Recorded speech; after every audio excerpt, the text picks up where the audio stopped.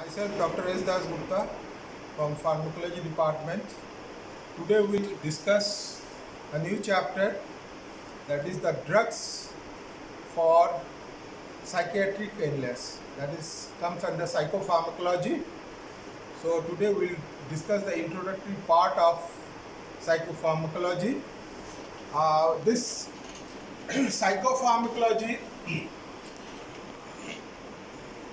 is basically deals with the drugs in mental disorder, and primary effect is on psych, that is mental state or mental process, and ultimate experience in mental activity involves.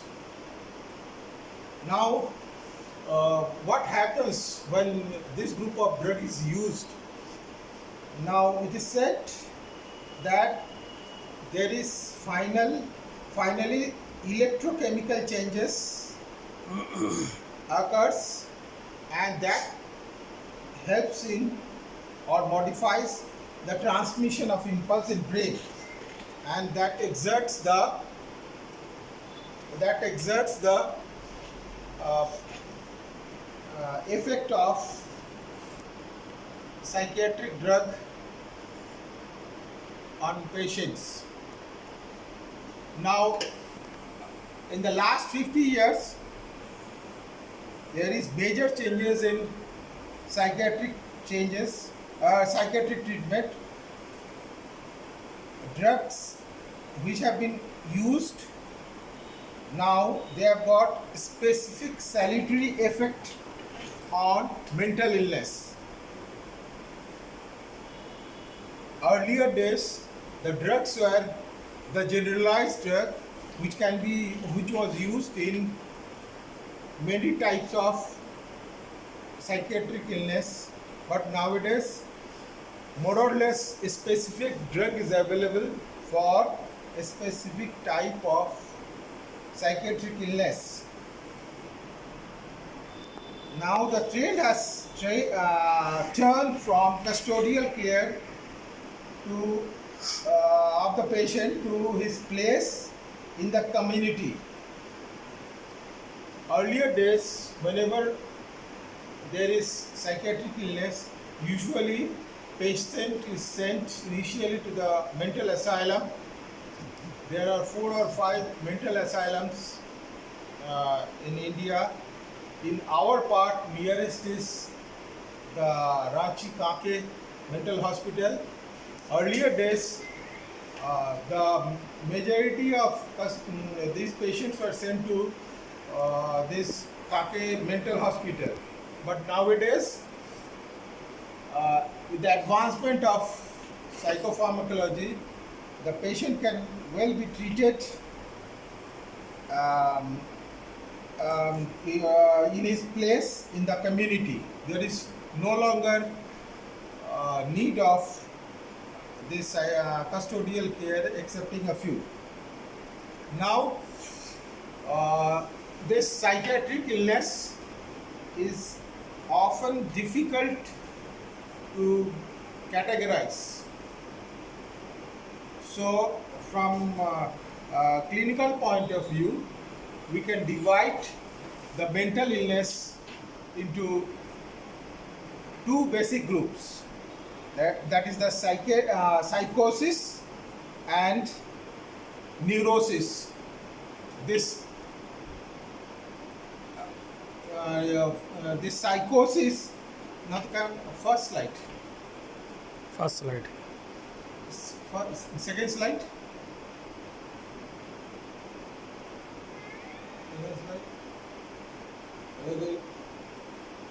Yes. Now the basic types of psychiatric diagnosis is two groups, that is the psychosis and neurosis. Psychosis is broadly defined as the severe psychiatric illness. There is serious distortion of thought, behavior, capacity to recognize reality and of perception is lost. So patient can't connect with the reality. That is the main criteria for this psychotic illness. Now, the second group is the neurosis. Neurosis, it is less serious, though it is said less serious, but the patient is undergoes in very severe form of mental problem. Ability to comprehend reality is not lost, though the patient may undergo extreme sufferings. Now, the next slide. Now, in psychosis, there is cognitive disorder. There may be acute brain disorders, or there may be chronic organ brain disorder. That is the primary cause, particularly in aged patients, aged persons. In some this cognitive disorder occurs. There may be delirium, dementia with psychotic feature. Prominent features are confusion, disorientation, defective memory, disorganized thought, and behavior. So these are the primary or first group of problems in psychosis, where there is acute or chronic organic brain disease is there. Now, the second group is the functional disorder. That is the undefined underlying cause. This causes constitutes the main brunt of psychiatric illness patients. This functional disorder, first group is the schizophrenia. Next slide. Schizophrenia, that is the typical splitting of perception and interpretation from reality is lost. This is the typical, in Hindi you can say the pagal. Whenever we say it, that is includes actually the schizophrenics. There is hallucination, inability to think coherently. This is the first group. The second group is the paranoid states. There is fixed delusions there and loss of insight into the abnormality. There is abnormality. Mood or affective disorder. The primary symptom is change in mood. This is also a very important group. There are three basic groups. One is mania, second is depression, and third is bipolar disorder. Out of this, the depression, which constitutes the main bulk of patients nowadays, with this fast and tough life, the percentage of depressed patients are very high in these days. That's other groups, that is the bipolar disorder, that is the mental state changes from depression to gradually normalize, then goes to excitatory phase, that is maniac phase. Again it comes down to gradually to depressed state. That is the bipolar disorder. This constitutes also quite a good number of patients. And the last one is the mania, that is where there is irritable mood, there is reduced sleep, patient is always very hyperactive. So this constitutes very small percentage of patients. That is the known as mania. The relapsing mood disorder may also be unipolar, that is mania or depression. That may occur, and there may be it is associated with waxing and waning of the course of the disease. Now the next slide. Now the neurosis, as we discussed, this is the reality, ability to comprehend the reality is not lost, but the patient is under extreme sufferings. There are different types of neurosis. There is maybe anxiety, phobic state, obsessive compulsive disorders. There is reactive depression due to any bad news, loss of some near and dear ones, low or self-esteem bereavement, this may occur. Then post-traumatic stress disorder, this also results in neurosis like war, riots, earthquakes. You can add pandemics also. We are expecting a large number of neurotic patients in this phase of our life. In the pandemic coronavirus infection, this may occur in near future. Then hysterical or dramatic symptoms which resembling serious physical illness, though there is no actual problem, but there is situational. This is situational, and there is no as such definite etiology. That is known as hysterical disorders.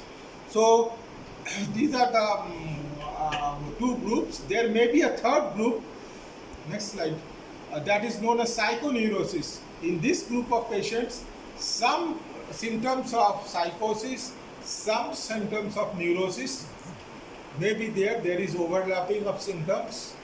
So this group, this type of patients may be there. That is known as psychoneurosis. And next slide. Now, next slide. Yes. Now the what is the cause? Pathophysiology, exact pathophysiology of biochemical changes of in brain disorder is exactly not known, but something we know that is main is the in schizophrenia there is increased dopaminergic activity, and in depression there is depletion of noradrenaline or 5-HT activity, and in mania there is increased noradrenaline activity in limbic system. The systems which are involved in this psychiatric disorder, first is the limbic system, then the reticular activating system. The reticular activating system which constitutes the attention, arousal and anxiety. This limbic system basically is for emotional content, and hypothalamus controls autonomic nervous system and pituitary endocrine control. So these are the mechanism of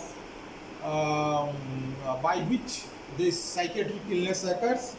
Now, depending on the primary use of psychotropic drugs, there are 4 groups of disease, you can say. First group is the antipsychotic drugs, which are used for all types of psychosis.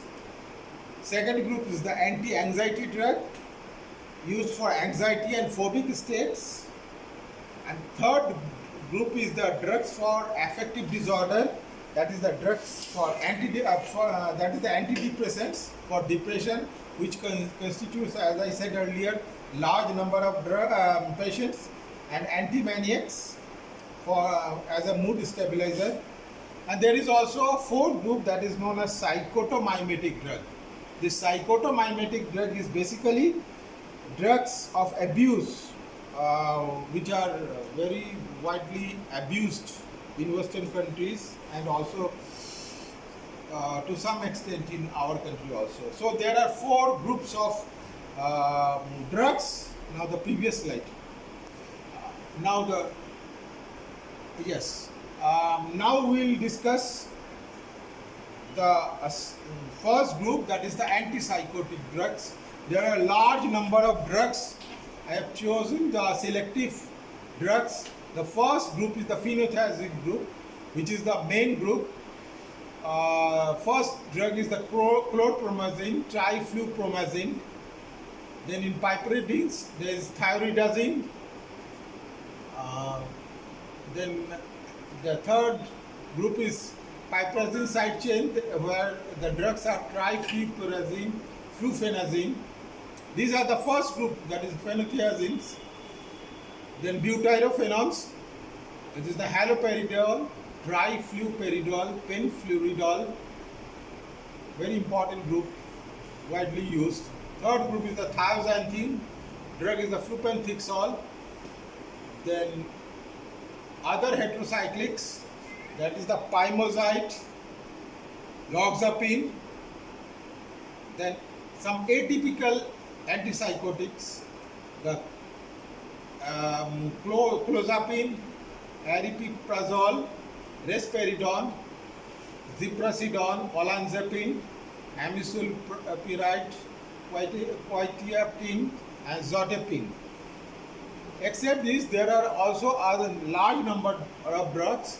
Try to memorize at least few drugs from each group.